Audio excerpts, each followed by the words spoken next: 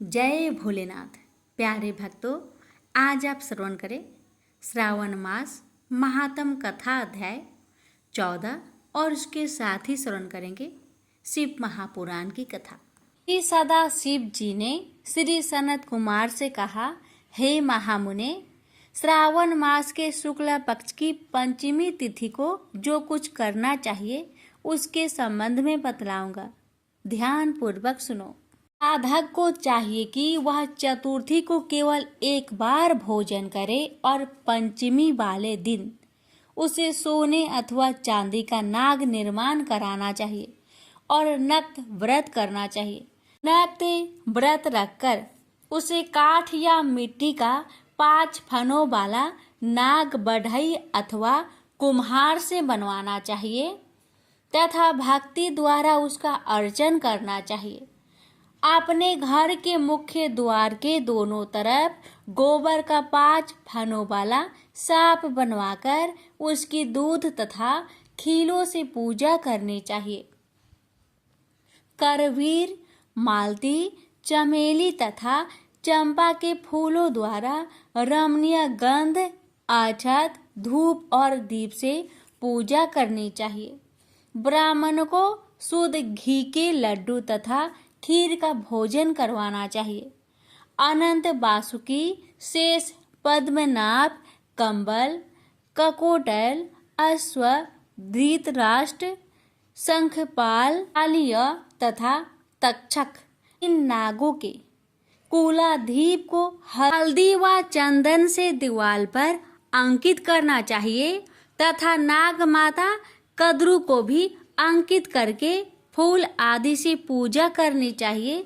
साधक को नाग देवताओं का पूजन करके घी और खांड मिलाकर उसको दूध पिलाना चाहिए। उस दिन लोहे की कड़ाही में कोई पकवान न पकाना चाहिए। गेहूं और दूध का पायस बनाकर भुना चना, धान का लावा, भुने हुए जौ नागों को देनी चाहिए और आप भी उन्हीं चीजों को खाना चाहिए। साथ ही अपने बच्चों को भी यही भोजन करवाए। ऐसा भोजन करवाने से छोटे बच्चों के दांत मजबूत होते हैं। बाबी के नजदीक गान वाद्य द्वारा उत्सव मनाना चाहिए। स्त्रियों को भी श्रृंगार करके उत्सव मनाना चाहिए। ऐसा करने वाले मनुष्य को जीवन भर कभी सांप का भय नहीं होता। भगवान श्री सदाशिव ने श्री सनत कुमार से कहा, हे महामुने, सारिक जीव के कल्याण मैं आपसे जो कुछ कहूँगा उसे ध्यान पूर्वक सुनिए। सांप के दर्शन मात्र से मनुष्य को अधोगति होती है। सांप हमेशा तपोगुणी होता है, इसमें संचय नहीं है। पूर्व विधि द्वारा एक भुक्त आदि का नियम कर ब्राह्मणों के सहित प्रेम से नाग बनाकर पूजा करनी चाहिए। इस तरह 12 मासों के शुक्ल पक्ष पंचमी के दिन व्रत करना चाहिए। वर्ष की समाप्ति पर शुक्ल पक्ष की पंचमी को फिर पूजा करनी चाहिए। नागों के भोजन के उद्देश्य से साधु, संतों और ब्राह्मणों को भोजन करवा देना चाहिए। इतिहासविद को रत्न विभूषित सोने का नाग देना चाहिए। सामग्री सहित सवतसा और दान देते समय नारायण विभू का स्मरण करें। नारायण जो कि सब जगत व्यापक है, सब वस्तुओं को देने वाले हैं, अनंत है तथा अपराजित है, उनको याद करके साधक को यह कहना चाहिए, हे गोविंद, मेरे वंश में हमारे पूर्व पुरुषों में से जो भी सांपों के डसने से अधोगति को प्राप्त हो गए हैं, वह इस व्रत से तथा दान से मुक्ति को प्राप्त हो। तरह कहकर सफेद चंदन युक्त चावल के पानी को भक्ति से वासुदेव के लिए जल में छोड़ देना चाहिए। इस प्रकार करने से यानी व्रत, पूजा तथा दान करने से जो जीव साधक के वंश में मर गए होंगे या सांप के काटने से भविष्य में मरने वाले होंगे, हे महामुने, वह सब के सब सर्प योनि से मुक्त होकर स्वर्ग लोक में चले जाएंगे। हे मुनि सतम, इस प्रकार व्रत करने वाला अपने वंश का उद्धार कर अप्सराओं से सेवित हो शिव के सानिध्य में जाता है। जो इस व्रत को स्वविस्तार अनुसार करता है उसको इस व्रत के सभी फलों की प्राप्ति होती है। जो मनुष्य श्रावण मास शुक्ल पक्ष पंचमी के दिन भक्ति तथा श्रद्धा से नक्त व्रत करते हुए फूल आदि उपहारों से नाग देवों का पूजन करते हैं, उन पर मणि किरण विभूषित सूर्य प्रसन्न होते हैं। जो मकान का दान या प्रतिग्रह लेते हैं वह इस संसार में तो कष्ट भोगते ही हैं, मृत्यु के बाद उनको सर्प योनि की प्राप्ति होती है। हे वृप्रेंद्र, जो लोग नाग की हत्या करते हैं उनके यहाँ अगले जन्म में पुत्र नहीं होता या होकर मर जाता है। स्त्रियों की कृपणता से भी प्राणी की सर्प योनि होती है। वह लोग जो दूसरे की धरोहर अमानत हजम कर जाते हैं वह भी सर्प योनि पाते हैं। जो मनुष्य विभिन्न कारणों से सर्प योनि में चले जाते हैं उनके उद्धार के लिए यह नाग पंचमी व्रत एक उत्तम उपाय कहा गया है। जो लोग धन की कृणता त्याग कर नाग पंचमी की व्रत तथा अर्चन करते हैं उनके हितार्थ सब नागों के स्वामी शेष और सब वासुकी नाग भगवान हरि से भगवान सदाशिव से हाथ जोड़कर प्रार्थना करते हैं। शेष और वासुकी की प्रार्थना से प्रसन्न होकर भगवान सदाशिव और भगवान हरि उन लोगों की सब मनोकामनाएं पूरी करते हैं। वह लोग इस संसार में सुख पूर्वक अपना जीवन व्यतीत करने के बाद पहले नागलोक में जाकर अनेक तरह के भोगों को भोगकर उसके पश्चात बैकुंठ लोक या कैलाश में भगवान श्री विष्णु या भगवान श्री सदाशिव के गण होकर परम आनंद को भोगते हैं। हे विपेंद्र, आपके सामने मैंने यह नागों का नाग पंचमी व्रत कहा है। अब आप और क्या सुनना चाहते हैं कहिए। प्रेम से बोलिए हर हर महादेव। कथा। एक समय की बात है। त्रिपुरारी भुजंगधारी श्री काशीपति महादेव जी जगन माता पार्वती के साथ प्रसन्न रूप में विराजमान थे। जग माता ने उनसे अनुरोध किया, भगवान कोई कथा कहिए। इस पर भगवान भूत भावन किंचित मुस्कुराए और बोले, हे पार्वती सुनो, पूर्व समय में कुसमांड नामक एक ऋषि का पुत्र मंडप नाम से विख्यात था। बाल्यकाल में ही कुसंगति के कारण पाप कर्म में लीन हो गया था। अतः उसकी निंदित कथाओं को सुनकर उसके पिता, माता, भाई आदि सभी संबंधियों ने उसको अपने से अलग कर दिया। वह पूर्व जन्म के कर्मों के कारण किसी का कहना नहीं मान रहा था। उसकी आदतें यहाँ तक कि खराब हो गई कि वह साधु, महात्मा, सत्पुरुषों एवं देवी देवताओं तक की निंदा करने लगा। युवा होने पर वह दूसरी स्त्रियों के प्रेम में फंस गया। प्रेम के बस में होकर वह औरों के द्रव आदि की चोरी में भी लीन हो गया। उसके दो घनिष्ठ मित्र थे, एक था नापित, दूसरा था पटहारा। इन तीनों ने मिलकर विचार किया कि किसी धनी के घर चोरी करके अधिक धन प्राप्त किया जाए। अतः तीनों ने मिलकर राजा के यहाँ चोरी की। इस चोरी के कारण बहुत सा धन हाथ लगा। सारा धन मंडप के पास था। दोनों मित्रों के मांगने पर भी उसने उन लोगों का हिस्सा नहीं दिया। इस धन को वह एक वैश्य के यहाँ ले गया।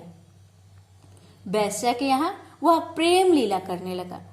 इस बीच उसको प्यास लगी। पलंग के नीचे रखी गिलास उसने खाली कर दी। स्वाद कुछ दूसरा था।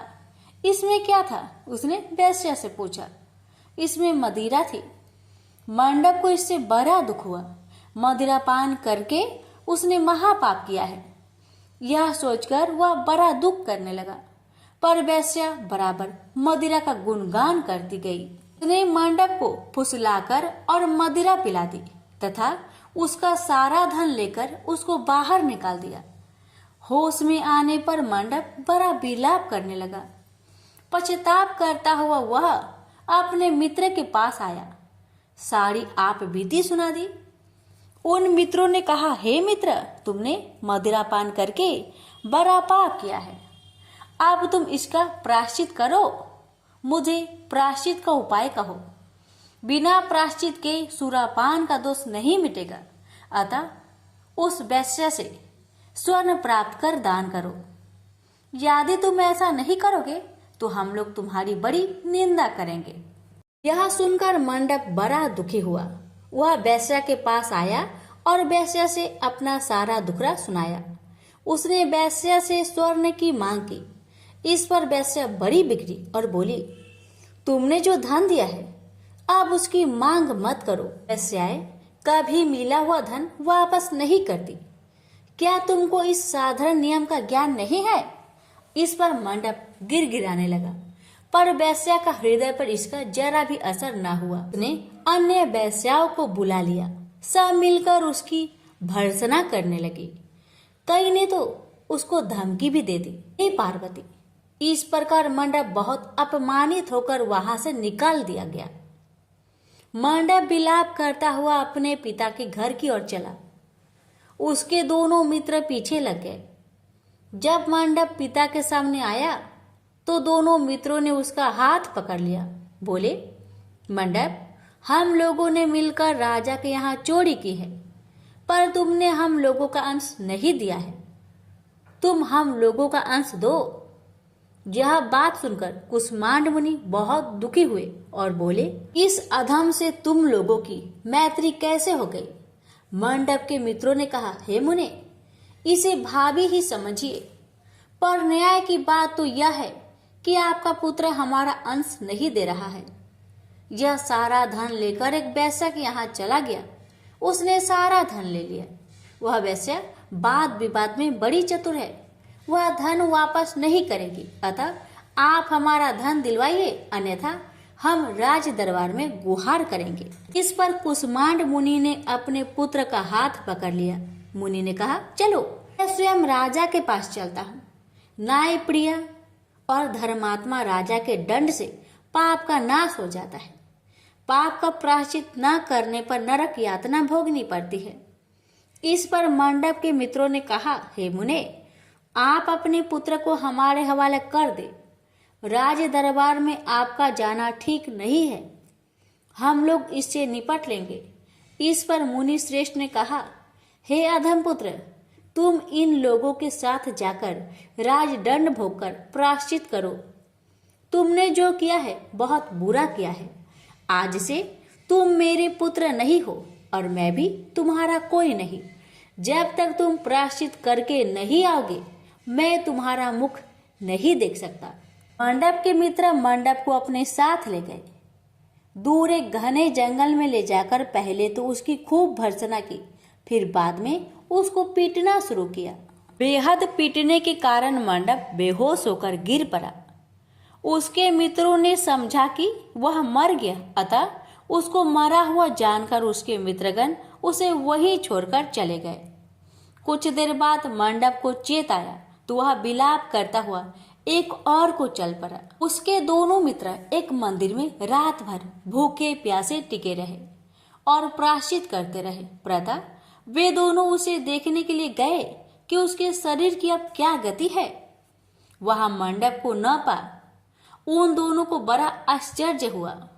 फिर तो वे समझ गए कि मंडप मरा नहीं है, वह जीवित है और कहीं चला गया है। उस दिन शिव महात्म्य को जानने वाले लोग पंचकोशात्मक लिंग की प्रदक्षिणा कर रहे थे। मंडप भी उन लोगों के साथ हो गया। यात्रीगण कद्रमेश्वर के समीप रहे। मंडप ने भी वहां रहकर सारी रात जागरण किया।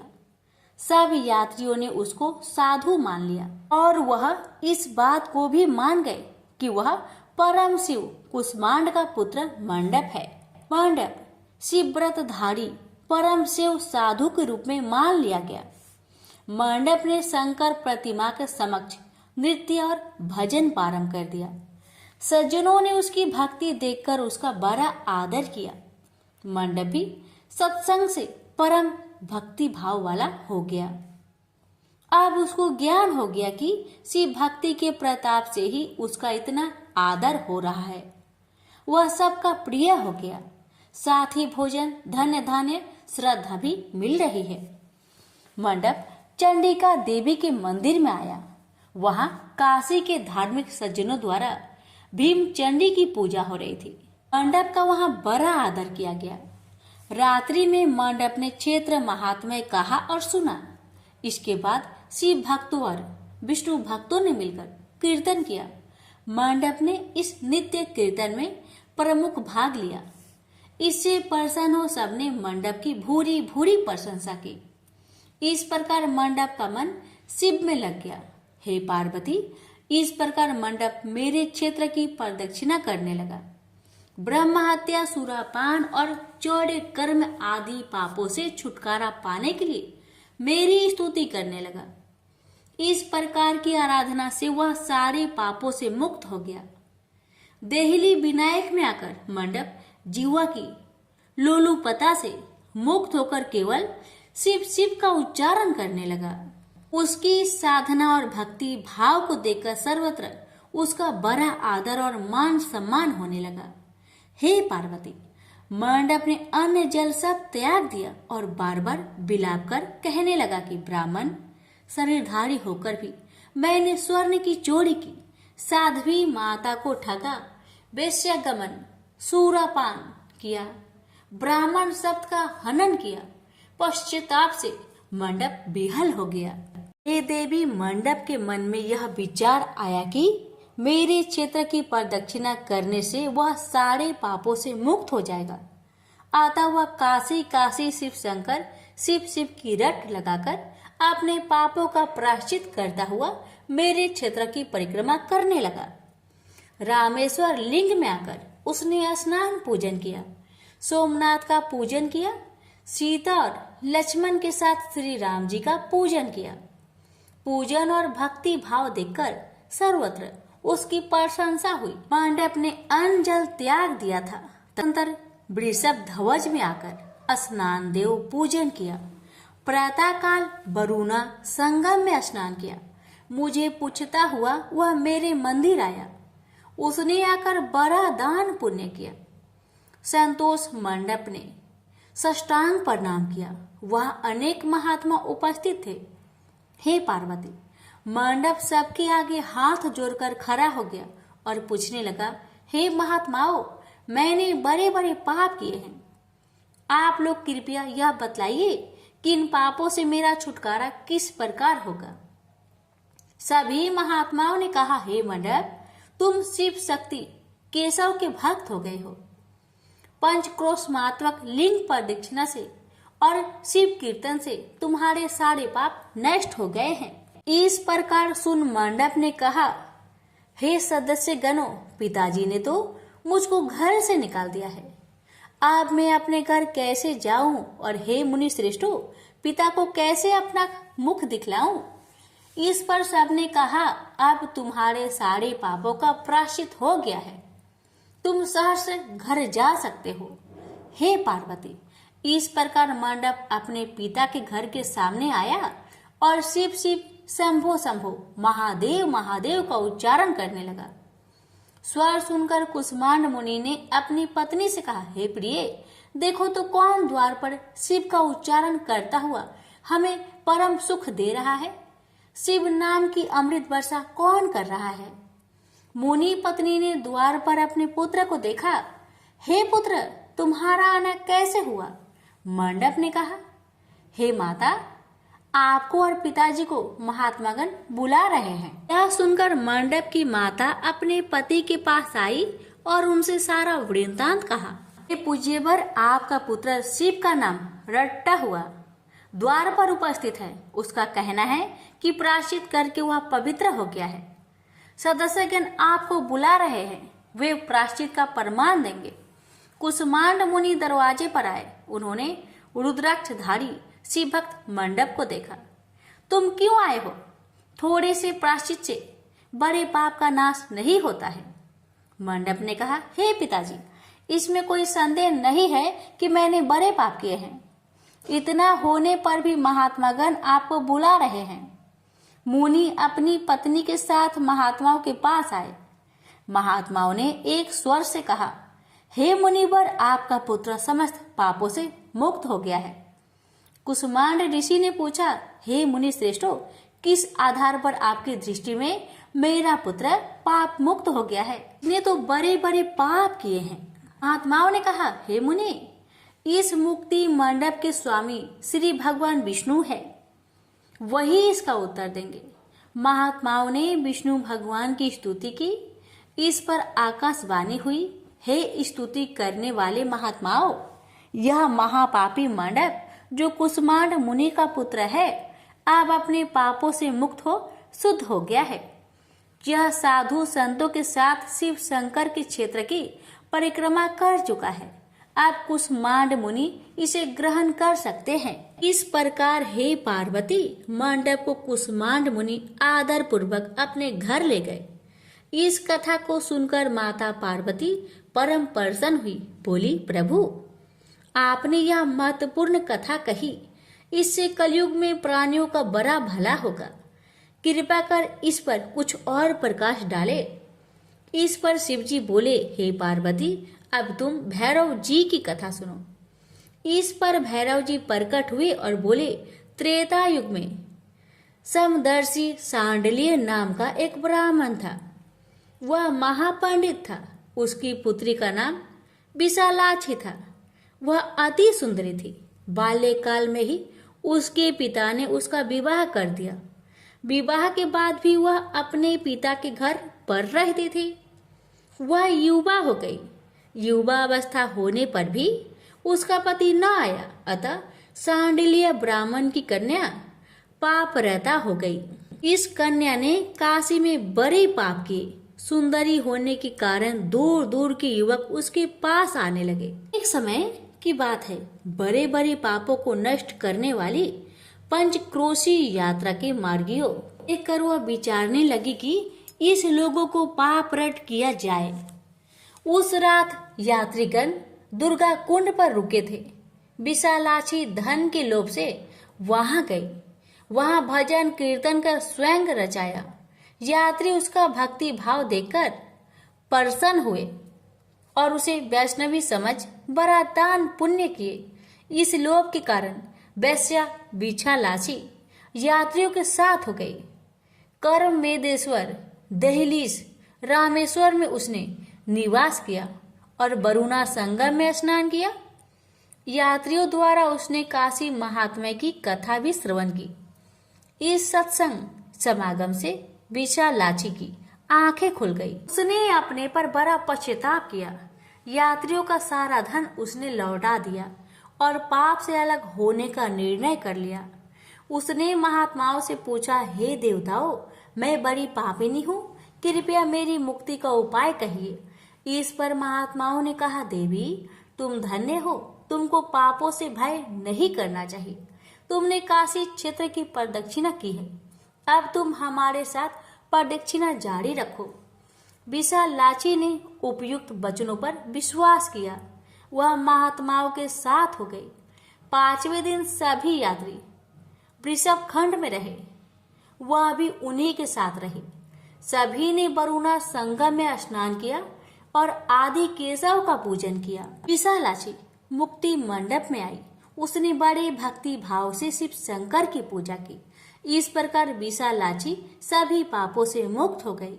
उसके पिता सांडल्य ने बड़े आदर के साथ उसे अपने घर में स्थान दिया। वह इस प्रकार पवित्र हो गई। भैरव जी बोले, हे पार्वती, यह काशी क्षेत्र का महात्म्य है। इसे पढ़ने सुनने सुनाने से सबका कल्याण होता है। प्रेम से बोलिए हर हर महादेव। माता पार्वती की जय। भैरवनाथ की जय।